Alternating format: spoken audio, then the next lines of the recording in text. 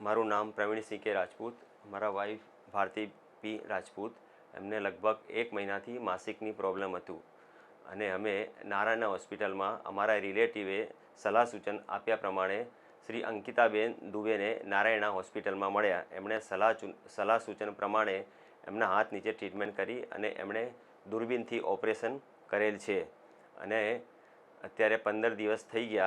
એમને ટાંકા તોડ્યા. એમણે ઘણું સારું છે, ઘરકામ વ્યવસ્થિત કરી લે છે અને નારાયણા હોસ્પિટલમાં અંકિતાબેન દુબેનો ખૂબ ખૂબ આભાર. એમણે સારી ટ્રીટમેન્ટ આપી અને નારાયણા હોસ્પિટલમાં સરસ અમને અનુભવ થયો છે. અંકિતાબેન દુબેનો ખૂબ ખૂબ આભાર. हेलो एवरीवन, मेरा नाम डॉक्टर अंकिता दुबे है। मैं consultant gynaecologist and laparoscopic surgeon Narayana multi speciality hospital Rakhial Ahmedabad से बात कर रही हूँ। जैसे कि आपने सुना, ये जो मेरे पेशेंट हैं भारतीबेन राजपूत, ये मेरे पास आए थे गर्भाशय में सूजन की कंप्लेंट के साथ, जिसको हम कहते हैं यूट्राइन एडेनोमायोसिस।